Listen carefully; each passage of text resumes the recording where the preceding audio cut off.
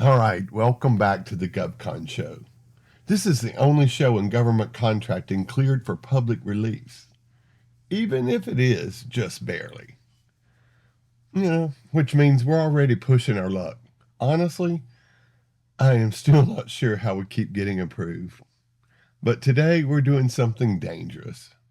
We asked for your emails, and you sent them. And based on what I read, some of you guys are doing things that are bold. Some of you are doing things that are quite questionable. And a few of you should probably never put that in writing again. But all these emails share a common thread. What I see from these emails is that you all have systems that you feel is working. But now I'm questioning if your systems will hold up under pressure. But here's the deal. This is why this show exists, because most of this stuff everybody deals with, and somehow it becomes normal. So today's episode is simple. Real questions from real contracting professionals about real situations that have a lasting impact on your internal systems.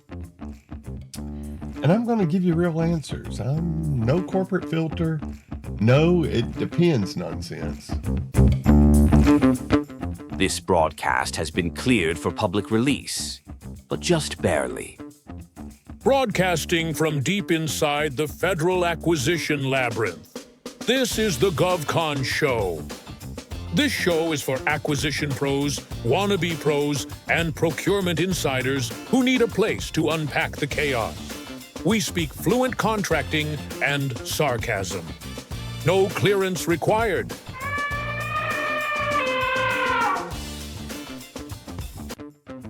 This is the GovCon Show. And away we go! So let's get into it. All right, our first email, and we're starting off strong. This is from Bart. And he says, Hey Tim, we use an IDIQ type subcontract for most of our subs, and then issue task orders to them when we get funded work under different prime contracts. Someone told me that this is non-compliant. It's been working for us, so what's the issue? Okay, I love this one because this is one of those things that feels so efficient, and it is actually a compliance landmine. Here's the issue, Bart. I'm concerned that maybe you've confused IDIQ practices with a basic ordering agreement or the BOA approach. But I'll take your word and keep the IDIQ approach. What you're doing is you're blending multiple prime contracts into a single subcontracting vehicle. And that breaks one of the most sacred principles in government contracting, which is that each subcontract must stand alone and be traceable to a specific prime contract requirement. Now, what you've done, unintentionally, is to create a situation where your IDIQ scope of work is likely not broad enough to cover all the different prime contracts you're awarding work under. Your terms and conditions may not align with the specific prime contract for an individual task order. I also worry about your CUI or other security issues that may not be adequately addressed. And then your flowdowns may be wrong or just incomplete. I'm assuming this means you've got funding sources that are mixed. And worst of all, your file no longer tells a clean acquisition story. And what will you do when DCMA shows up? That file, I'm sure, looks like spaghetti. Now, what I think you should do, to me, you've got two options. Separate your subcontracts by prime contract, or build a proper master subcontracting framework that clearly ties each task order to a specific prime and a specific scope of work, which has the tailored flowdowns in it. Bart, my advice to you is if your subcontract can't clearly answer what prime contract is this supporting, then you've already failed your audit. And if that one made you guys a little uncomfortable, don't worry, we're just getting warmed up. Our next email is from Sarah.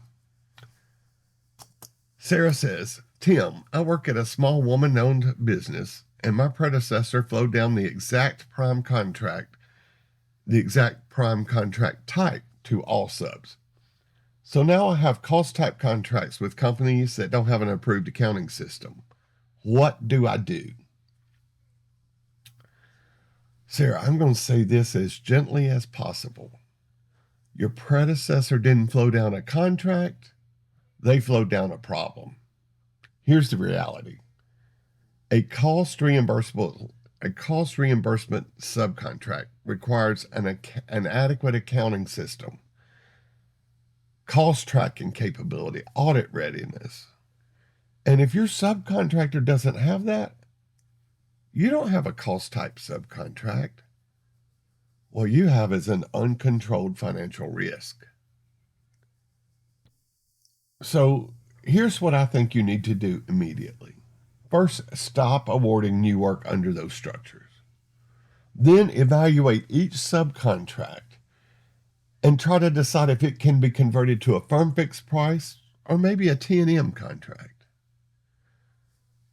And if you come up empty there, then you've got to implement strict cost controls and heavy oversight. Consider having, at your own expense, of course, why don't you hire, or maybe you should hire, an outside accounting firm to perform a mock DCAA audit of their accounting system.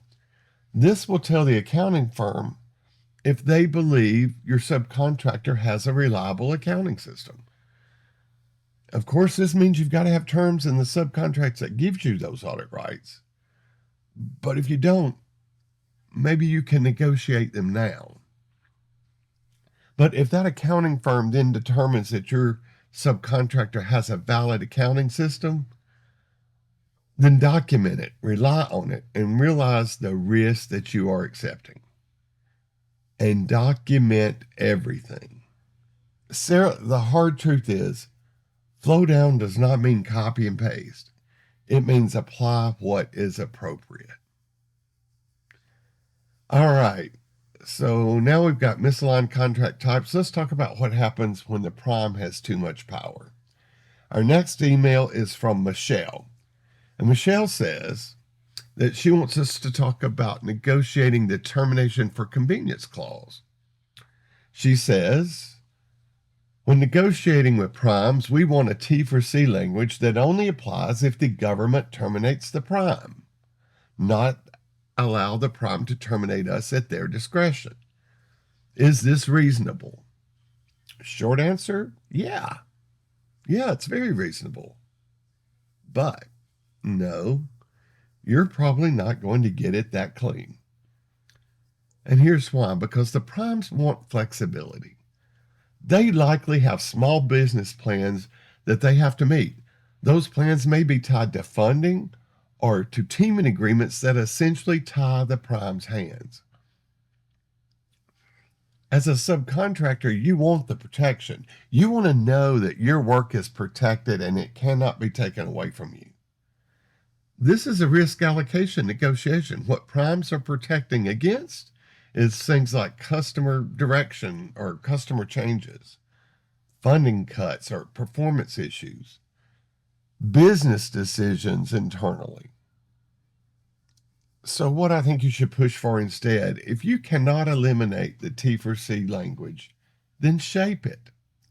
Negotiate notice periods, minimum recovery language, and limitations on at-will termination. Define the triggers where possible. You may not win the clause, but you can absolutely win on how painful you make it when the prime wants to use it. All right, so now let's shift from negotiation problems to something that I see all the time, which is process shortcuts. And speaking of shortcuts, the next one is where things are crossing the line.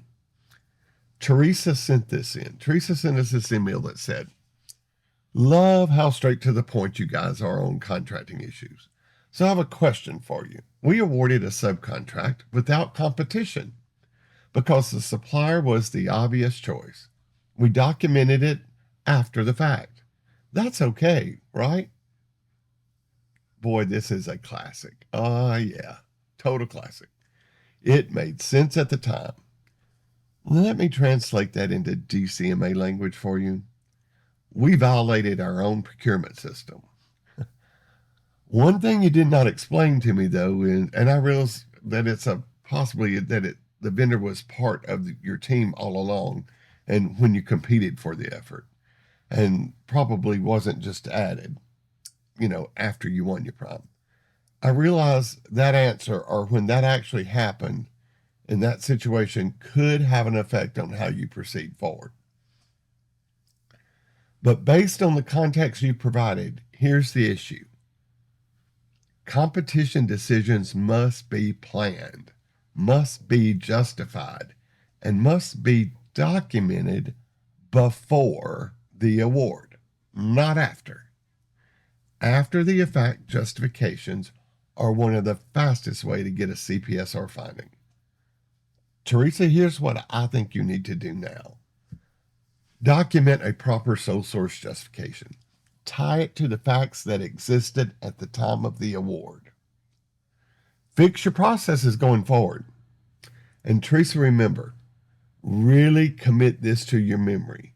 If your justification comes after the decision, it is not a justification. It is a defense. All right, let's talk about contract types again. Because this one is one of my favorites. Lisa sent us an email. I have a question I'd like to see you address in the future. Our program managers basically tell us which subcontractors to use, and we just process the paperwork. For us, the PM gets the quotes, negotiates, and sends us their final directions to process the paperwork. Is that a problem? Well, let me guess. The PM says, just use these guys. We've worked with them before. If that's the case, here's the problem. That's not procurement. That's vendor selection without any controls. In a compliance system, the PM provides requirements. Contracts performs the acquisition. And when that line gets blurred, you get lack of competition, you get weak documentation, and of course you get increased audit risk. So what do I think you need to do? Well, I think you need to update and clearly define the roles and responsibilities in your policies and procedures. Oh, by all means, respect the PM's input, but don't surrender the authority. Document why that vendor was selected. Ensure all procurement rules are still being followed. And here's the bottom line. For federal contracting, program managers can recommend, but they don't make the award. Okay, so now we're going to talk about something that people think they're doing right. Jamie sent us this email. Would like to get your opinion on our approach to subcontracting. Our company defaults to time and material subcontracts because it's easier to manage. Is that an issue? Jamie, would you like the short answer? Yeah, yes, it's an issue. The long answer, it's a big issue. Yes, it's a big issue. T&M is high risk, one of the least preferred contract types, and requires justification. If you're using it by default, you're not selecting a contract type, you're avoiding a decision. Now, the auditors will ask, they will want to know, why not firm fixed price? Where's your justification? Where's the surveillance plan? So I think you should look at it like this. Time and material isn't always easier. Sometimes it just delays the pain. All right, Amy sent us the next one. Amy said, we keep hearing that file documentation is a major issue with CPSR audits, but no one ever mentions how the documents must be organized. For us, all the required documents are in our procurement files, but they're not really organized. Does that really matter? I enjoy your show. It exposes me to issues I've heard about but never been involved with. Keep up the good work. Oh, thanks for the kind words, Amy. Oh, this one might be my favorite one because this is where people think they're safe, and they're absolutely not. CPSR isn't just about having documents. It's about, can your file tell a clear, logical, defensible story? An auditor has to dig and guess and connect the dots between the different 1,400 PDF files in there, then you've already lost the game. So, Amy, here's my recommendation for you. You need to fix file structure, document sequence, clear narrative alignment. Based on your email, it appears to me that your procurement files are just document dumps. And a compliant file isn't a document dump. It's a story that makes sense. All right, if you're still with me, take a breath. We're about halfway through, and it does get better from here. So if you're sitting there thinking, man, we do like 4 of these, don't worry. You're not alone. You're just next. All right, so now we move on into we thought this was fine territory.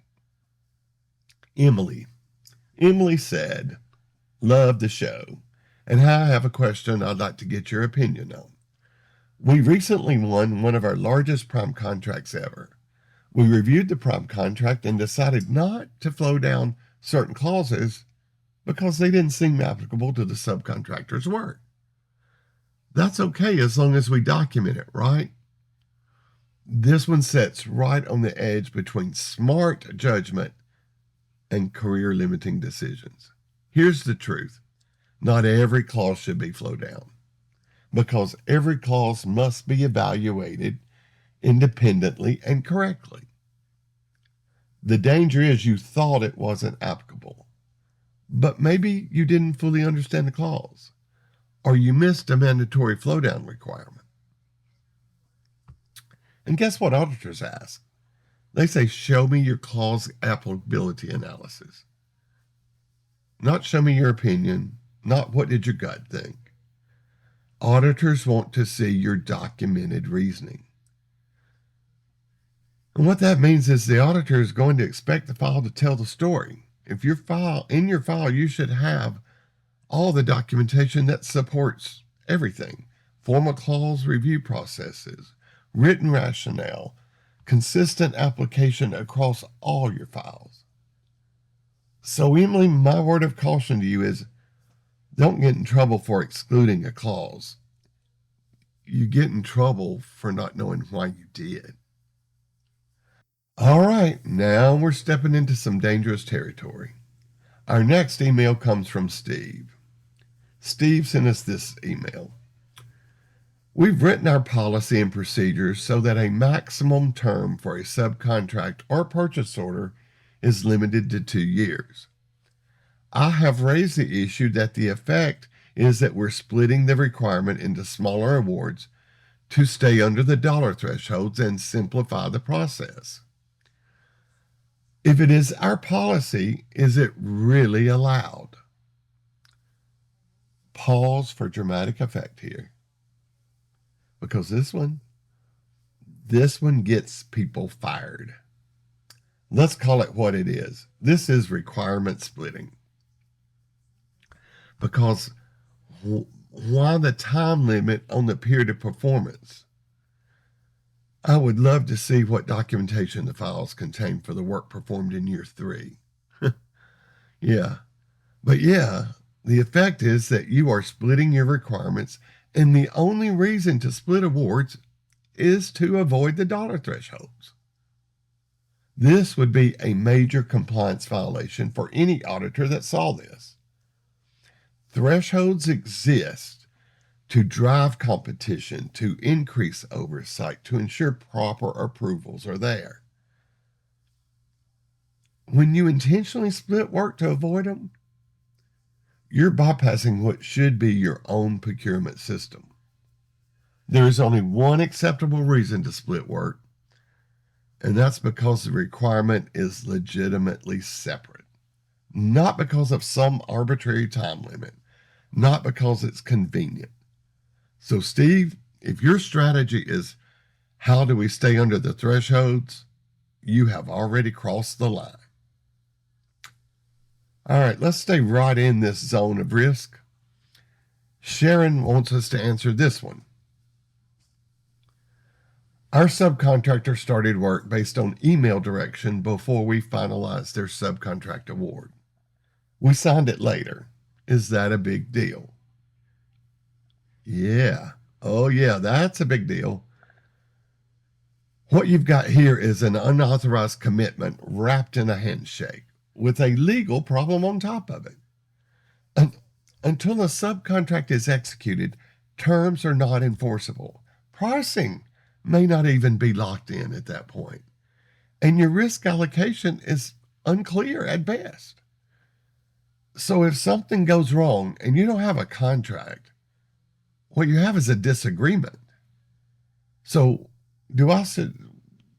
what do I suggest that you do about it? Immediately document what happened. Confirm the terms in writing. Fix your internal controls. Modify the contract to add a clause addressing the pre-contract cost. Secondary to this issue, Sharon, is you must be careful not to make the situation worse. Do not approve or process any invoices that include work that occurred prior to the date of the contract until you get that mod signed. Doing so would jeopardize your own accounting system. Sharon, remember this. If it's not signed, it is not controlled. Okay, now this is my personal favorite of all the emails we received. Pause, and now one of my personal favorites. Now this is my favorite of all the emails I received from our viewers. This came from John, and John writes, most of our prime contracts include work that is subcontracted out to the same core group of subcontractors. Over time, we've tried to simplify the process and yet remain compliant. Now, our routine practice is to use a standard sole source justification template and just update the names and the dollar values. It keeps things efficient. Any use with this approach? Let me guess. Same wording, same justification, just a different vendor's name. That's not efficiency. That's copy and paste compliance theater. Here's the issue. Every procurement action is supposed to be independently justified, fact specific, and supported by the actual market conditions. You know, what happens when every justification looks the same? Auditors immediately assume you didn't actually perform any analysis. So, John, here's what good looks like. A tailored justification. Conduct real market research and document it. Clear rationale tied to the actual requirement.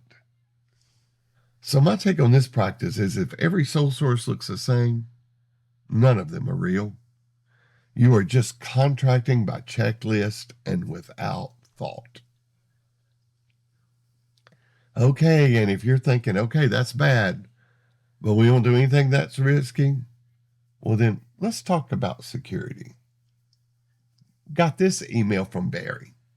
And Barry says, Tim, we love the GovCon show, and it has routinely found its way into our internal Teams chats and luncheons.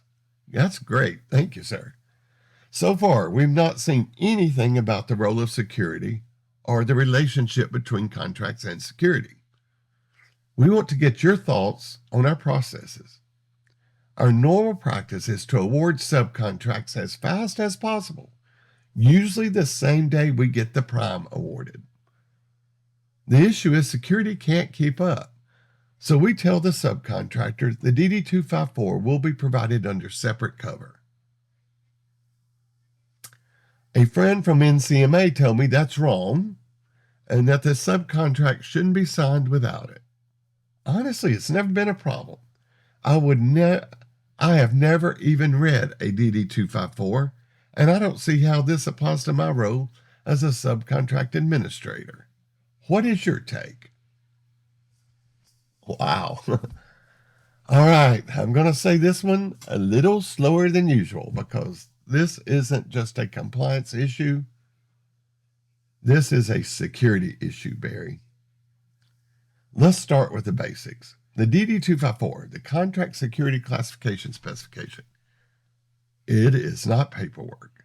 It is the document that tells the subcontractor whether the work is classified or not, and if classified at what level, confidential, secret, top secret, SCI, whatever, and how their information must be handled, where it can be stored, and who can access it. Or do they need access to facilities to perform the job that you've just awarded them? So when you say we send it later, what you're really saying is to your sub, start work and we'll tell you the security rules after. That's not a workaround. That is exposure. Here's the core issue. You are awarding a subcontract without defining the security requirements of the work. That means the subcontractor may not have proper clearances to perform the job, and they may store data incorrectly. They may share information improperly. And if something goes wrong, this doesn't turn into a CPSR finding. This turns into a security incident. Now, I also want to address this part. I've never read a DD-254. Yeah, Barry, and that is exactly the problem. Honestly, I'm very surprised as a subcontract administrator that you do not read every document you include as attachments to your awards. Do you fully understand the contract you're creating? Because whether you realize it or not, you are executing agreements that carry classified handling requirements. And your role absolutely intersects with the DD-254 because you are awarding the work. You are binding the subcontractor. You are defining the terms of the performance. And if the DD-254 isn't included, your subcontract's incomplete. What you should be doing: do not award classified work without a DD-254, ever. Do not. Just don't do it. Coordinate earlier with your security team. Bring them in as soon as you can. And if necessary, delay the subcontract award or issue a limited authorization with clear restrictions. Now, only do this if your internal systems support it. But here's the hard truth. Speed is not a valid excuse. If the DD-254 isn't part of the award, you did not award the full requirement. So I must ask you a question. What are you really accomplishing by creating a half award? If the subcontractor is not able to start the work he needs to perform, are you really accomplishing anything? Or is your objective just to create the appearance that you're fast? Not necessarily correct or accurate, but fast. And that's an appearance you want the program manager team to believe. That's not a good place to be in either. But most of all, one of the most concerning things I found in your email is the idea that this practice has never been a problem. If that's true, and it really and truly has never been a problem, that just means you have been so lucky. Go buy a lottery ticket today. All right, at this point, I ask you guys to step back and look at everything we've just walked through. This isn't about IDIQs or contract types or DD-254s. Those are just the surface issues. And it's important to realize that none of those are isolated problems. They're all symptoms of the same thing. They're all symptoms of a systems that feel like they're working, but they just aren't built to hold up under pressure. What you're really seeing is how systems break down. Different situations, same pattern. Decisions that make sense in the moment, but don't hold up when someone actually looks at the file. So if you've listened to this and thought, we don't do any of this, call me, because I'm not so sure that I believe you. Everybody does this. Some of this. Okay, so let's land the plane. This is what I want you to notice. Every one of these viewer emails, questions, flow downs, price analysis, competition, file structure, dollar thresholds, or threshold splitting, I should say. They all sound different. Different problems, different situations, different issues that people are trying to figure out. But they all point to the same thing. None of these is a knowledge problem. It's not that people don't know the rules. It's that the system they're operating in doesn't produce consistent, defensible decisions. So what happens? People compensate. They fill the gaps. They make judgment calls. They figure it out in the moment, and sometimes it works. Sometimes it even works really well, but it doesn't mean the system works. It means the people are carrying it. And that's fine. That's fine right up until it isn't, because eventually those same decisions, those same files, the same we figured it out moments get looked at. And when that happens, it's not about what you meant or what you knew. It's not about what made sense at the time. It's about what you can prove. And if your system can't do that, then it doesn't hold. So yeah, all of these are great questions. But the bigger issue, these are not isolated problems. They're symptoms of something deeper. And if you've been listening this season, you've probably already started to see that or figure that out. Now, I'll tell you what, in our next episode, we will be closing out the first season of the GovCon show. And when we do, we're going to connect all of it. This is the GovCon show, and yeah, this one was cleared for public release, but just barely. If today's episode sounded a little too familiar, that's probably a sign. Until next time, keep your files tight, your logic tighter. Remember, if your compliance approach is built on checking boxes, you're building risk. We'll see you next time on the GovCon show. This broadcast has been cleared for public release, but just barely.